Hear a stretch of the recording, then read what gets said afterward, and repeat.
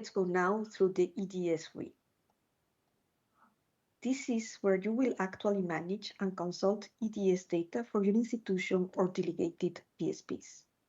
The GUI includes 4 main tabs: participant details, proxy delegation, which is only possible through the GUI, API endpoint details, and download and documentation area. We will walk through each of one briefly. Before showing you the GUI, it is important to understand the concept of the account holding BIC.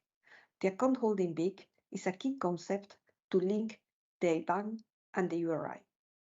The account holding BIC identifies the institution that owns the IBAN and must be defined in the EDS for each URI you set up. The account holding BIC must be valid, cannot be another participant's BIC, and must be unique per PSP. How can you obtain the account holding BIC as a participant? You can contact the payments specialist in your institution. They should be able to provide you a list of the different account holding BICs, or you could use a solution from an external provider linking the different IBAN national IDs and the account holding BICs. As an RVM, your PSP clients should provide you with their account holding BICs.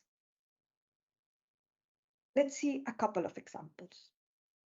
This Belgium back code 539 is associated to a BIC that will appear as account holding BIC for the URI that hosts a responding VOP service. Let's see another example. This example shows a participant BIC and several associated account holding BICs. Each of these must be correctly mapped to the IBAN structures they support.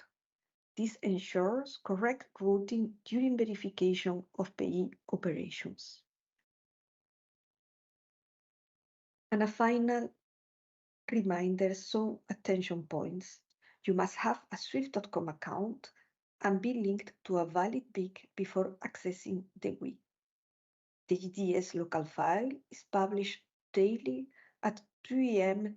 GMT the latest, reflecting changes up to 5 p.m. GMT the day before. Each daily file remains available for 15 days. If you are publishing test URIs, remember to remove them when no longer needed to avoid confusion in the live directory. Let's start the live demo of the EDS GUI. Once you are fully onboarded, you can access the EDS web GUI. This is the landing page after login. Depending on your user profile and BIC associations, the landing page may vary slightly, but what matters is the tab EPC Directory Service to access the EDS GUI. Clicking this tab brings you to the main interface.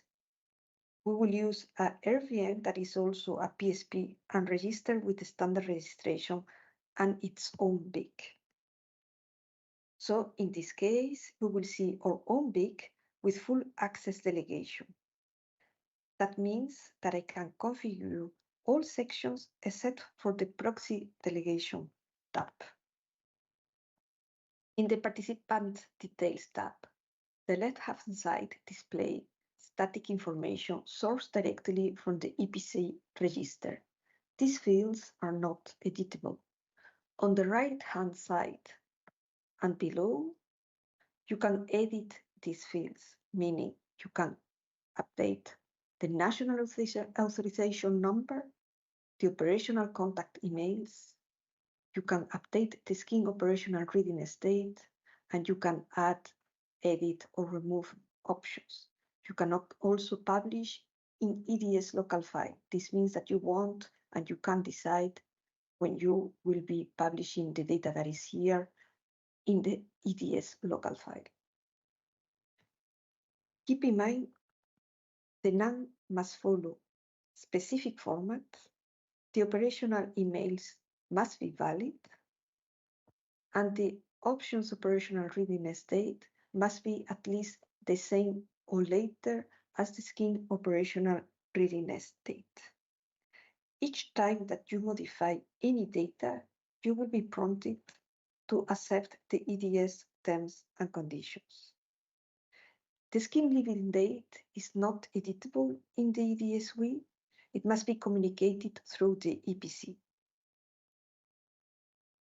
If you enter a nationalization number or operational contact emails that do not follow the correct format, you will receive a warning message and the information cannot be saved. Let's see some examples. This is not a correct format. This is not a correct format. So when I try to save, I will receive warning messages. Let's now see what happens when we enter the correct format. This format is described in the user guide from the EDS GUI that we will see now how it can be accessed.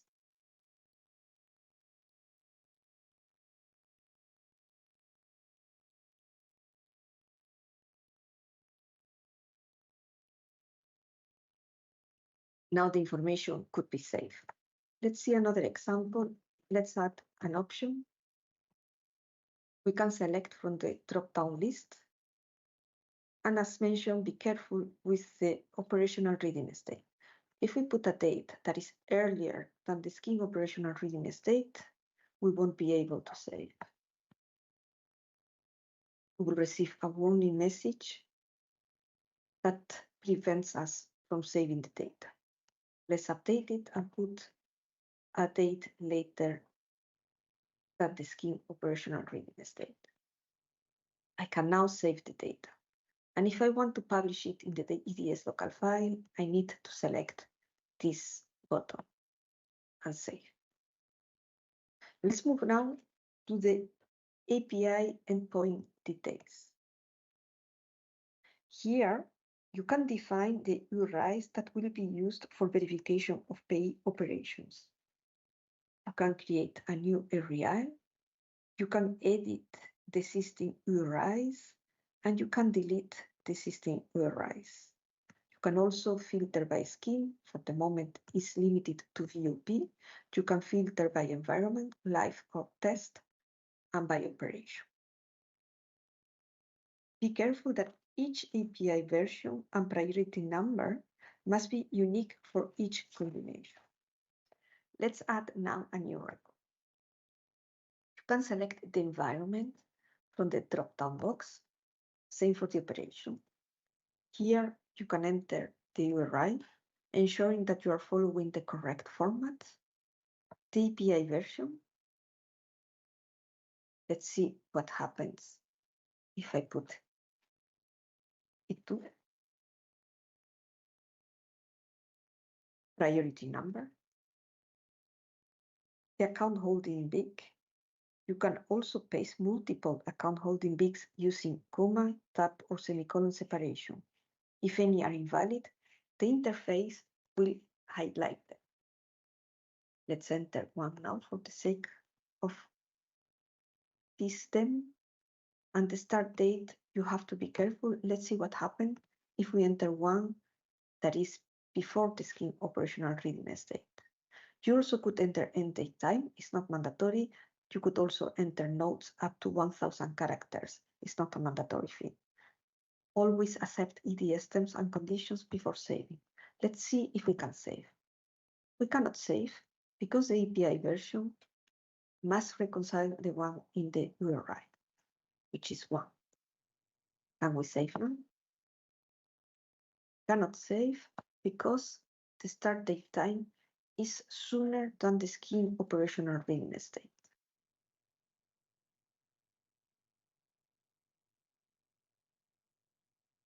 Let's see if we can save now. We can save now, and we can see that we have this URI with priority number. The download area gives you manual access to the latest EDS local file. You can download the files in CSV, JSON, or XML format. By clicking here, you will be able to download the file. Each entry shows the activation date and publication date, meaning the 29th of June 2025 was the date when the content of this file was updated and published today. Here you can find up to 15 days of daily files that you can download. Documentation links are also provided here. They take you directly to the EPC website where the latest specifications are published. Lastly, under your name and from any tab, you can directly access the EDS with user guide and the support section, where you will find guidance on whom to contact for technical issues like logins, download failures, or interface problems. Contact Swift under this email. For participant status, missing BICs, or scheme-related questions, contact the EPC.